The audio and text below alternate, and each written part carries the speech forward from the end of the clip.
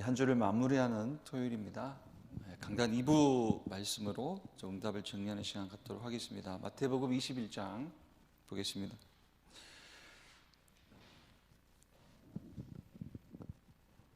마태복음 21장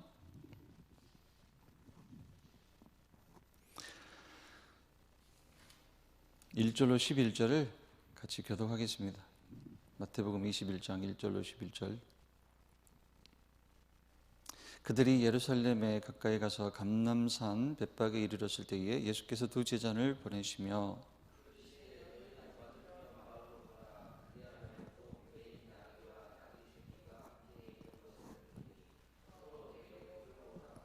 만일 누가 무슨 말을 하거든 주가 쓰시겠다 하라. 그리하면 즉시 보내리라 하시니,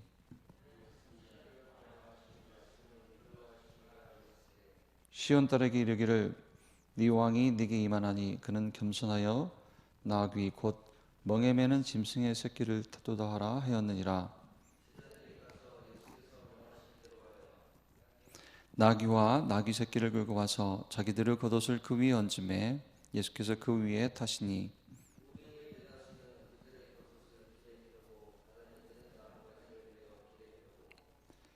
앞에서 가고 뒤에서 따르는 무리가 소리 높여 이르되 호산나 다윗의 자손이여 찬송하리로다. 주의 이름으로 오시는 이여 가장 높은 곳에서 호산나 하더라.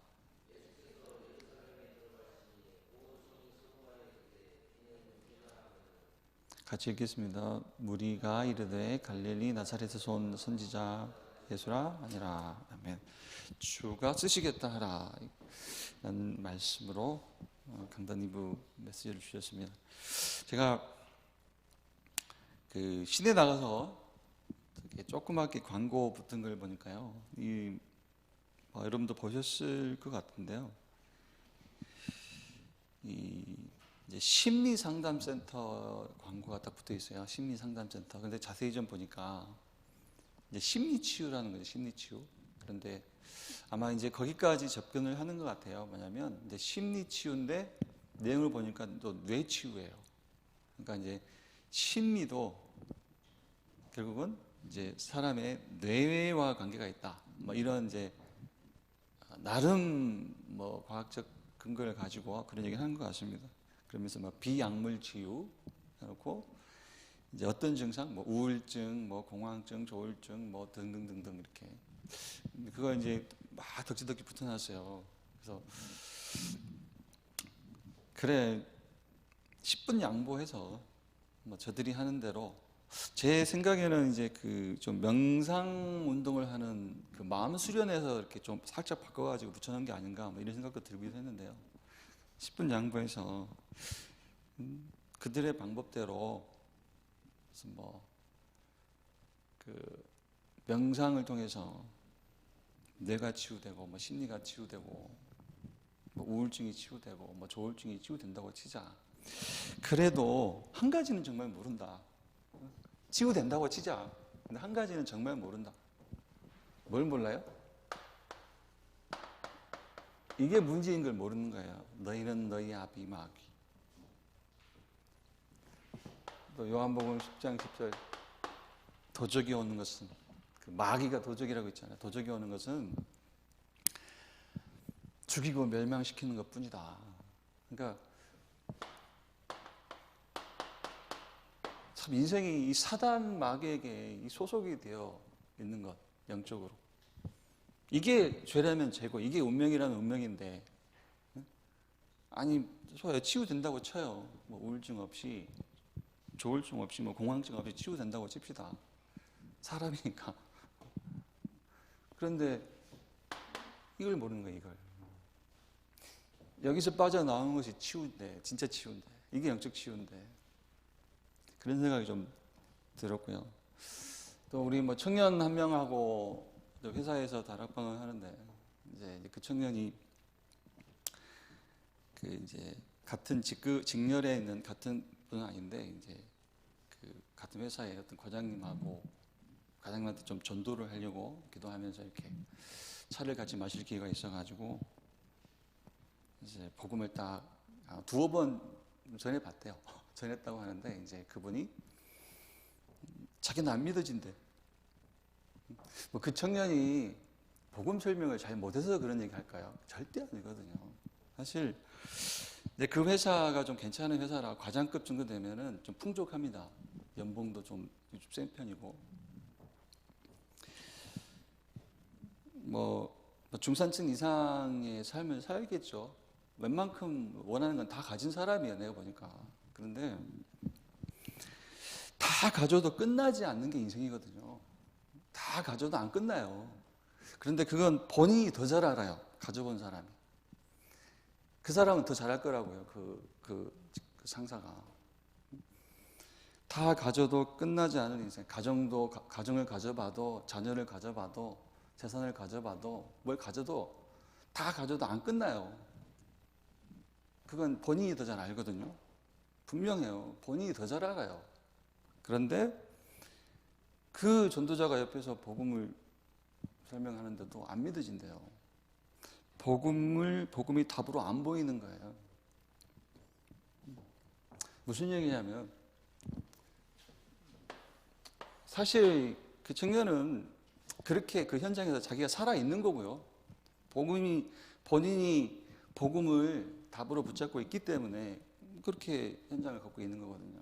본인이 살아 있는 것이고, 참 그죠? 이 감사하다. 정말 우리는 정말 감사하다. 어떻게 우리가 복음을 알아들었을까? 우리가 영민해서, 똑똑해서,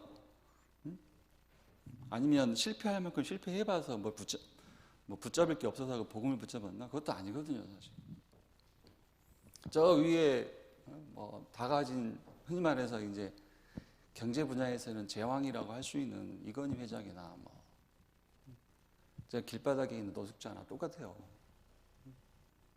누구에게나 여기서 빠져나오는 유일한 답이 필요하거든요. 그리스도가 필요하거든요. 근데 우리는 그걸 알아들었단 말이에요.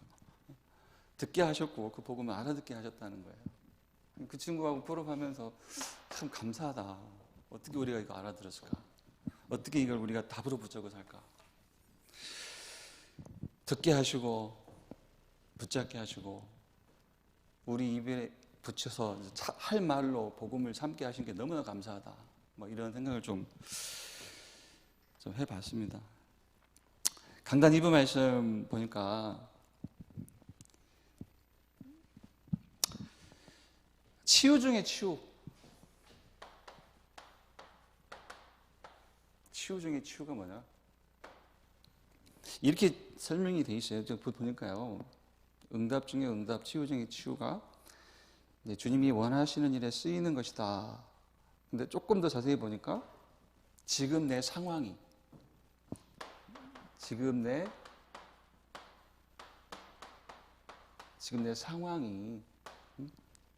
그대로 주님이 원하시는 일에 쓰이는 것. 그게 응답 중에 응답이요. 치유 중에 치유다. 이게 더 메시지인 것 같아요. 이게 내 상황이. 지금 내 상황이.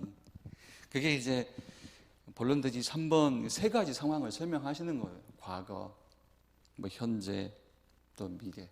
그 세 가지 상황이에요. 내가 가진 세 가지 상황.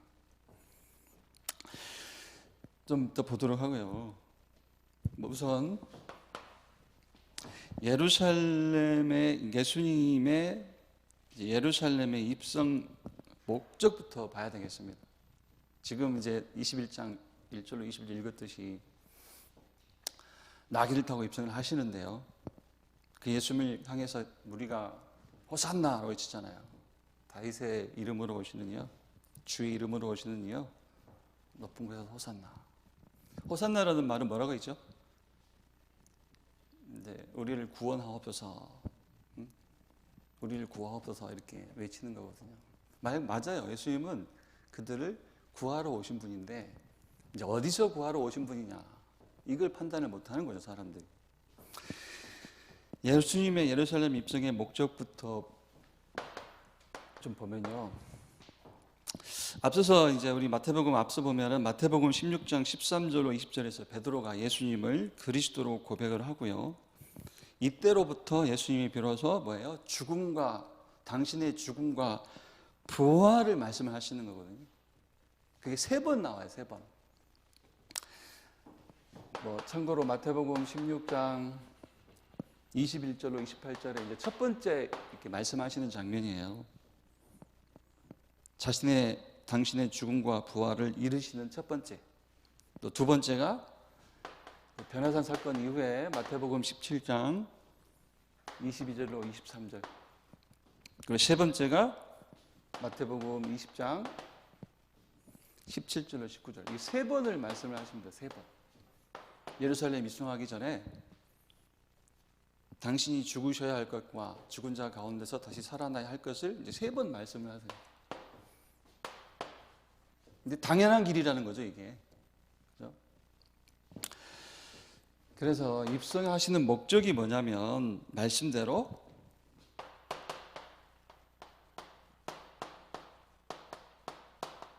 죽기 위해서예요.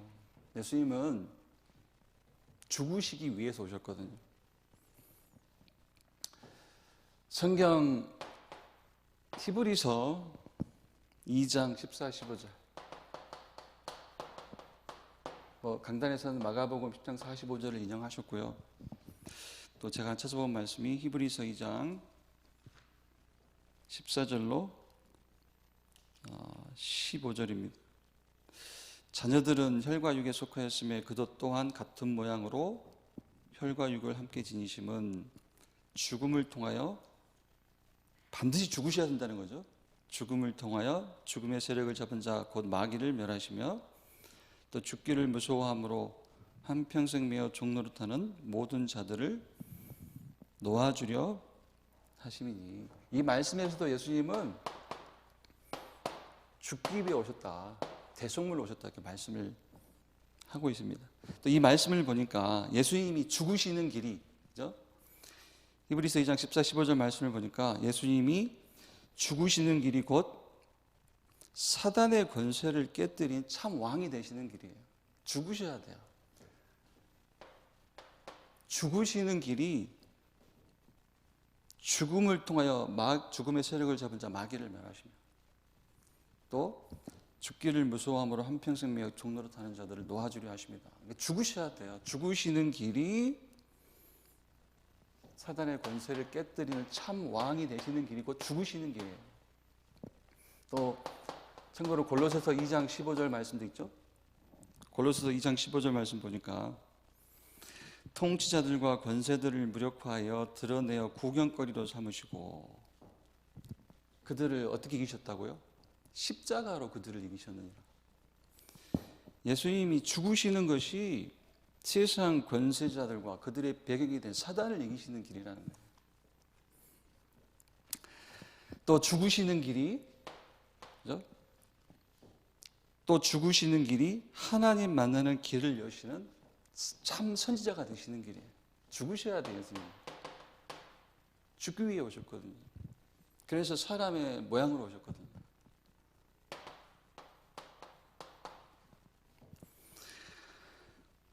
죽으시는 길이 참 왕이 되시는 길이고 죽으시는 길이 참 선지자가 되시는 길입니다. 그래서 에베소서 2장 14절에요. 하나님과 우리가 원수가 됐다고 했는데 그 원수가 된 것, 막힌 담을 무엇으로 하셨어요? 자기 육체로 하셨어요. 자기 육체로. 자기 육체를 찢기심으로 그 담을 하셨어요. 그래서 요한복음 14장 6절에 그 예수님이 하나님 만나는 길, 그렇죠? 내가 곧 길이요. 사람한테는 길이 필요해요. 진리가 필요하고 생명이 필요한데 그 길과 진리와 생명이 곧 당신이라고 말씀을 하시잖아요. 저와 여러분을 어디다 쓰시겠다는 것이냐. 예수님은 예루살렘에 입성하기 전에 무수한 군중을 몰고 다니시면서 많은 일을 하셨어요. 병자도 고치시고 줄인 자를 먹이기도 하셨고요. 먹이셨고 고치고 다니셨거든요, 병을. 그런데 그것만 하면 예수님은 그리스도가 아니죠. 구원자가 아닙니다. 능력 많은 한 사람이겠죠. 그런데 예수님은 죽기까지 하셨거든요. 왜? 그리스도로 오셨기 때문에. 저와 여러분을 어디다 쓰신다는 거냐? 이 그리스도를 참 제사장, 참 왕, 참 선지자로 오신 이 그리스도를 증거하는 데 쓰시겠다는 거예요. 이 그리스도를 나타내는 데 쓰시겠다.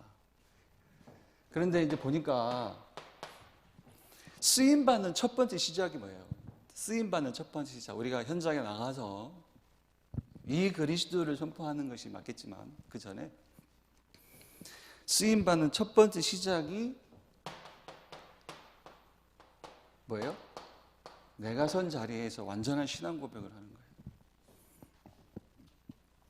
이 고백이 곧 주께 쓰임받는 거예요. 제가 한번 읽어볼게요. 강단해 주신 대로. 나는 죄의 권세에서 구원받은 자.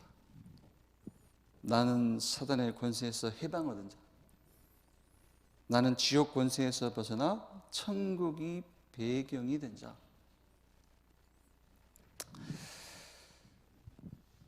근데 이 고백이요, 어떤 의미로는 뭐 이렇게 설명이 되죠. 이 고백이 어떤 고난과 위기와 어떤 어려움과 불확실한 미래 앞에서 이 신앙 고백이요, 이 신앙 고백이 된다는 말이 말 그대로 복음이 정말 자기 것이 됐다, 개인화가 됐다는 거예요. 개인화. 복음이 개인화가 됐다는 겁니다. 복음이 개인화됐다는 말을 어떻게 설명할까요? 어떤 것도 문제가 안 된다는 거예요. 이제 어떤 것도 문제가 안 된다, 그 얘기예요. 복음이 개인화됐다는 말은 어떤 것도 문제가 안 된다. 똑같은 얘기예요. 같은 얘기는 어떤 것도 이제 목적이 될 수 없다. 내게 끝나지 않은 문제, 아직도 그게 목적이 되어 있어서 그래요. 사실 끝나지 않은 문제가 보인다? 아직도 그게 내게 목적이 되어 있다는 거예요. 그러니까 복음이 개인화됐다는 말은 어떤 것도 문제가 안 된다. 같은 얘기로 어떤 것도 목적이 될 수가 없다, 그 얘기거든. 이렇게 지금 상황 그대로 주님의 주된 사역, 그러니까 당신이 그리스도이심을 나타내는 이 주된 사역에 쓰임 받을 때 이제 몇 가지 뭐가요? 응답이 온다는 거예요. 강단 메시지 흐름 그대로 그냥 쓰고 있습니다. 어떤 응답이 옵니까? 문제가 해결됩니까? 아니에요. 문제는 해결 안 돼도 돼요. 그 문제는 목적이 아니기 때문에. 예수님이 오신 목적은, 또 죽으신 목적이 뭐예요? 아까 히브리서 2장 14, 15절 말씀대로 죽으신 목적이 뭡니까? 이거예요. 이걸 멸하시려고, 이거. 사단을 멸하시기 위해서. 우리가 여기에 잡힌 데에서 우리를 건져내시기 위해서거든요. 그래서 첫 번째 응답이요, 사단이 무릎을 꿇는 거예요. 사단이 꺾이는 거예요. 그게 로마서 16장 20절 말씀입니다. 평강의 하나님께서 속히 사단을 너희 발 아래에서 상하게 하실 것이다. 내 앞에서 사단이 무릎 꿇는 걸 사실 다른 사람은 못 봐도 진짜 응답받은 사람은 눈에 보이지 않는 사단이 내 앞에 무릎을 꿇었다는 것을 볼 수가 있어요. 사실 이런 건 좀 개인적인 포럼인데, 그죠? 볼 수가 있어요. 남들은 못 볼 수도 있지만 우리는 볼 수가 있다고요. 정말 사단이 무릎 꿇는 거예요. 그리고 치유가 된다, 치유되어 버린다, 이렇게 얘기하셨네요. 치유되어 버린다. 내 상황이 그리스도를 나타내는, 내 상황 그대로 예수가 그리스도이심을 나타내는데 쓰임 받는다. 그게 치유거든요. 그리고 당연히 증인으로 서게 된다.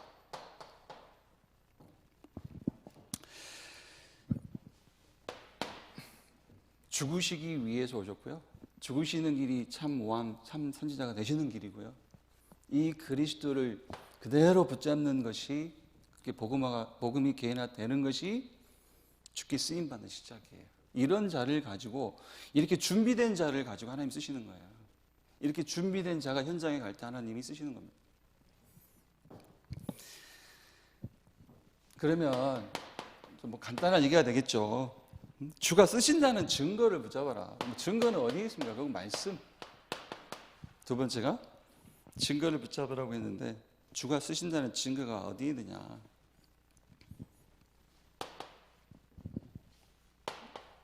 말씀이다, 말씀. 말씀 속에서 증거를 찾아.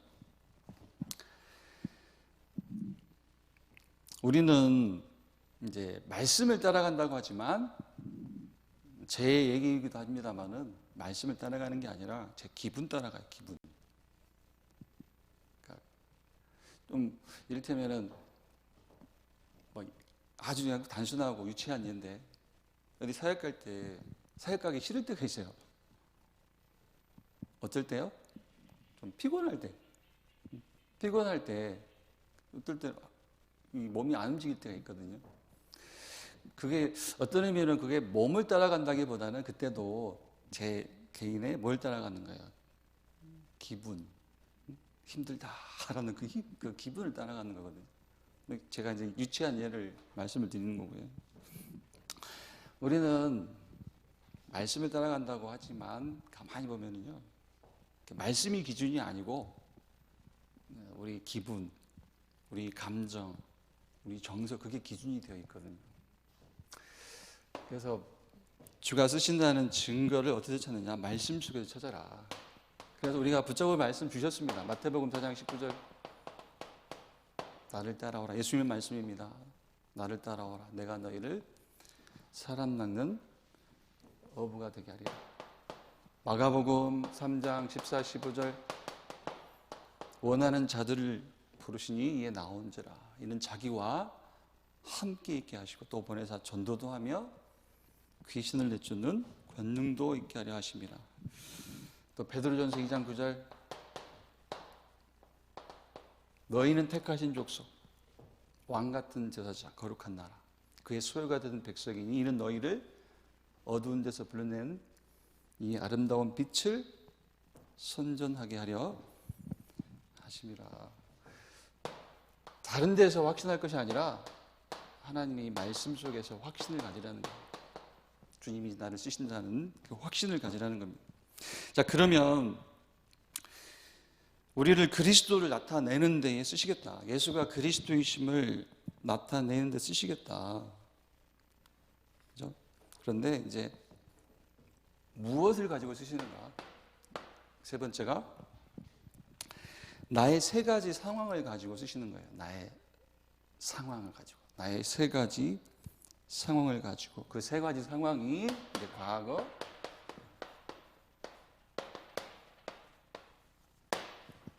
나의 현재, 나의 미래. 이걸 가리켜서 인생 스펙이다. 하나님이 쓰시는 나의 인생 스펙이다. 이렇게 말씀을 하셨습니다. 세 가지 상황. 첫 번째, 나의 과거를 쓰신다.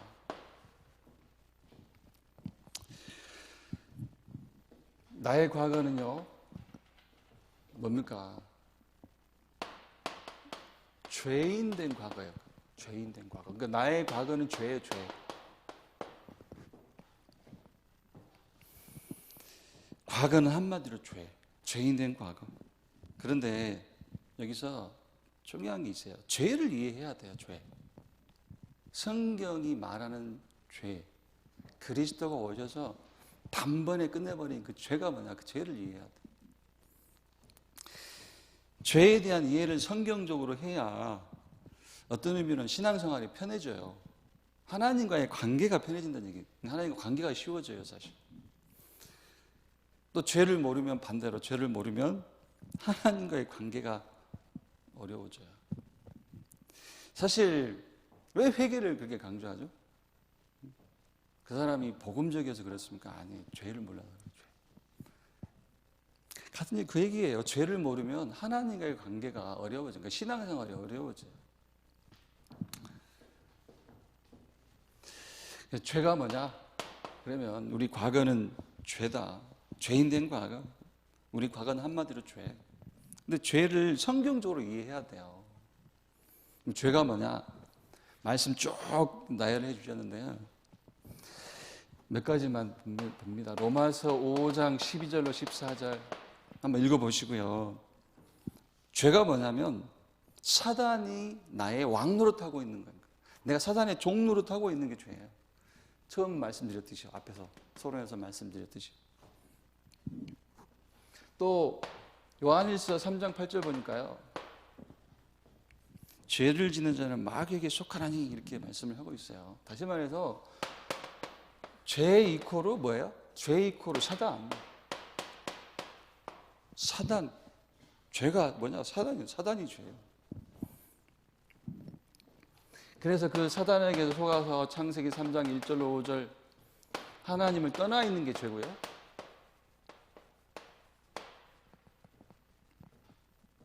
또 하나만 더 생각해 보면 요한계시록 12장 1절 9절 12장 9절 뭐라고 되어 있죠?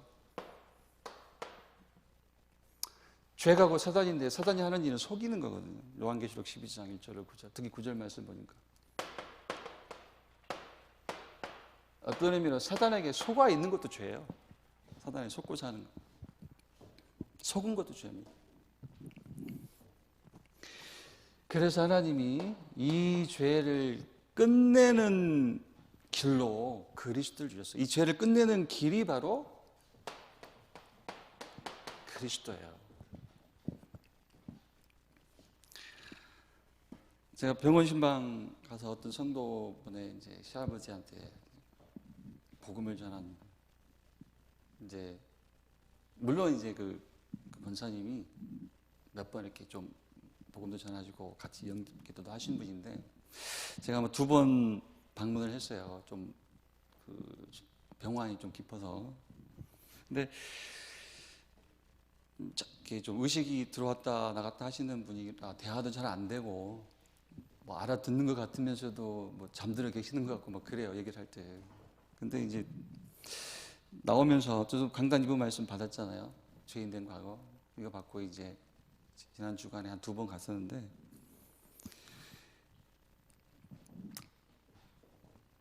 우리가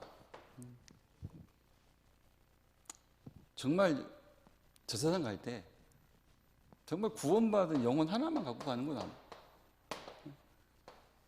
구원받은 영혼 하나만 갖고 가는 건데 이제 끝내고 간다면 뭘 끝내고 가야 되겠는가?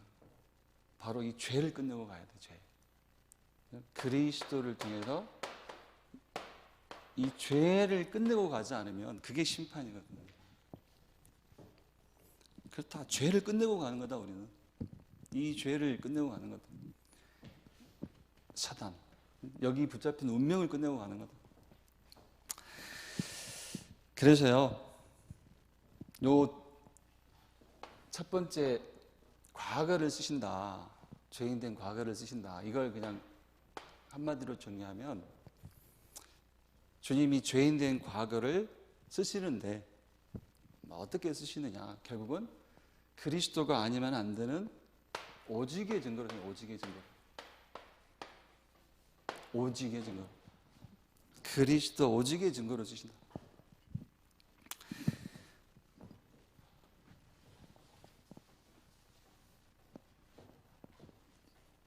두 번째로요. 과거를 쓰시고 이제 두 번째 상황입니다. 현재를 쓰신다. 현재. 현재를 쓰신다. 혹은 뭐 현재 상황을 쓰신다. 그 말이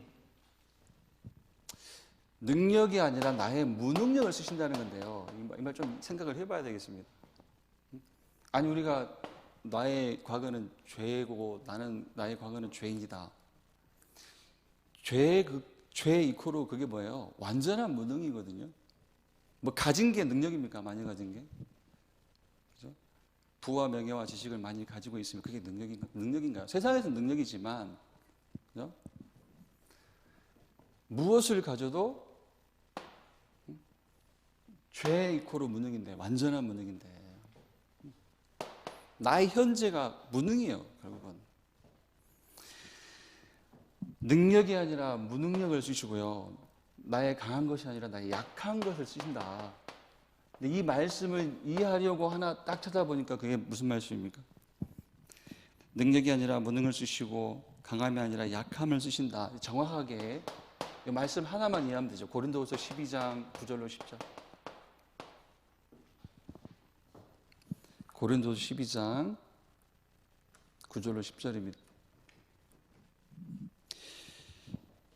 바울이 사단의 가시와 같은 뭔가 문제가 있었어요. 뭐 신학자들이 이렇게 저렇게 얘기하는데 그것을 떠나가게 해달라고 하나님께 3번 간구하는데 바울 정도면 하나님이 들어주실 것 같은데 안 들어주셨어요. 그 문제 그대로 남겨놓으시고 이렇게 얘기하십니다. 고린도서 12장 9절 나에게 이르시기를 내 은혜가 네게 족하도다. 이는 내 능력이 약한 데서 온전하여짐이라 하신지라. 그러므로 도리어 크게 기뻐함으로 나의 여러 약한 것들에 대하여 자랑하리니 이는 그리스도의 능력이 내게 머물게 하려 함이라. 그러므로 내가 그리스도를 위하여 약한 것들과 능력과 궁핍과 박해와 공고를 기뻐하노니 이는 내가 약한 그때에 강함이라. 여기서요,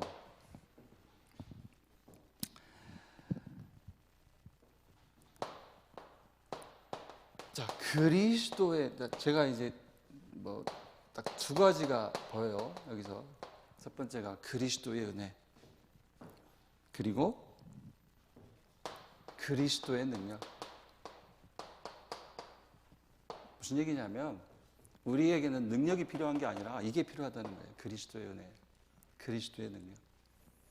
우리에게는 강함이 필요한 게 아니라 그리스도의 은혜와 그리스도의 능력이 필요하다는 거예요. 우리의 현재를 쓰신다. 현재 상황을 쓰신다. 이 말이 뭐예요? 하나님이 주시는 그리스도의 은혜와 하나님이 주시는 그리스도의 능력으로 되어진다는 것을 보게 하시겠다는 거예요. 그래서 이걸 좀 정리를 하면, 요 2번째 현재를 쓰신다, 우리 현재 상황을 쓰신다, 이걸 정리를 하면요, 앞에서 제가 뭐 오직의 증거다 했으니까 현재는 뭐예요? 우리의 무능, 우리의 약함을 쓰시는데, 그 현재를 쓰시는데 요 그리스도의 은혜와 그리스도의 능력, 이 유일성의 증거, 이게 유일성이에요. 하나님이 주신 것으로만 된다. 하나님이 주신 그리스도의 은혜, 그리스도의 능력으로만 된다. 이 유일성의 증거로 우리 현재를 쓰시는 거예요. 우리의 과거, 죄인된 과거는 오직의 증거. 무능하고 약한 우리의 현재는 이 유일성의 증거로 쓰시는 겁니다.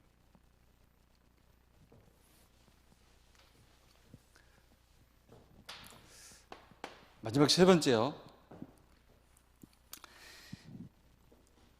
이제 우리의 미래를 쓰신다. 3가지 상황, 우리의 과거, 죄인된 과거, 우리의 현재, 우리 현재 상황, 무능하고 약한 우리의 현재. 3번째, 우리의 미래를 쓰신다. 어떤 의미로는 우리의 남은 인생을 쓰신다, 이렇게 이해도 되겠죠? 우리의 남은 인생을 쓰신다.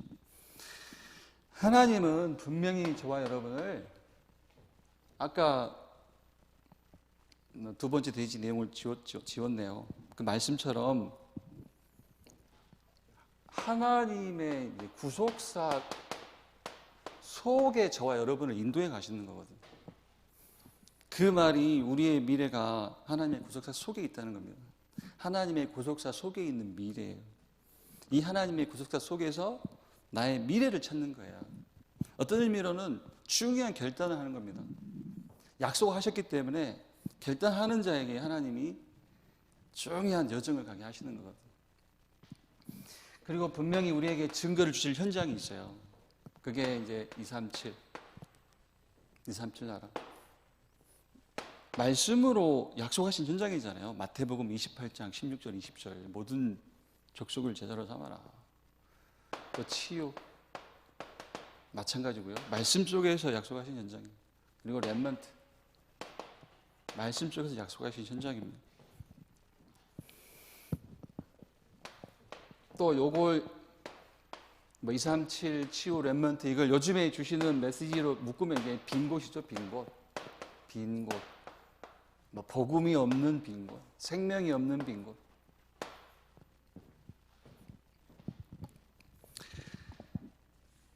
그래서 3번째, 우리의 미래를 쓰신다. 우리의 인생을 쓰신다. 우리의 죄인된 과거를 오직의 증거로 쓰신다. 우리의 현재를 유일성의 증거로 쓰신다. 그러면 요거 이제 무슨 말이 나오겠어요? 이제 우리의 미래를, 하나님의 구속사 속에 있는 우리의 미래를 재창조의 증거로,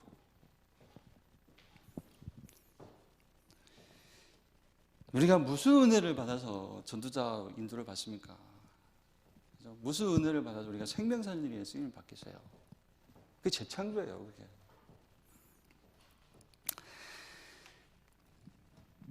네. 그래서 뭐 이렇게 정리를 하겠습니다. 따로 결론을 쓰지 않고요. 하나님이 우리를 쓰시는데, 우리의 세 가지 상황을 쓰시는데, 죄인된 과거를 거짓의 증거로, 또 무능한 현재를 유일성의 증거로, 또 하나님의 구속사 속의 미래를 재창조의 증거로 쓰시겠다 약속을 하셨습니다. 저와 여러분이 오직의 증거, 유일성의 증거, 재창조의 증거를 갖는 그런 인생 되기를 기도합니다. 기도하겠습니다. 하나님 감사합니다. 다른 것이 아니라 예수 그리스도를 통해서 하나님 만나는 구원의 축복을 주시고, 구원 이후에도 하나님의 완전한 시간표 속에서 인도받는 전도자 되게 하시니 감사합니다. 또 강단해 주신 말씀처럼 죄인된 과거를 오직의 증거로 쓰신다 하시고, 또 무능한 현재를 유일성의 증거로 쓰신다 하시고, 하나님의 구속사 속의 미래를 재창조의 증거로 쓰신다 하시니 감사합니다. 오직 유일성 재창조, 이 응답을 미션으로 붙잡고 또 새로운 한 주를 시작할 수 있도록, 또 모든 현장에 나아가서 성경적 방법으로, 성경적 메시지로 현장을 살리는 축복을 누릴 수 있도록 아버지 하나님 인도하여 주옵소서.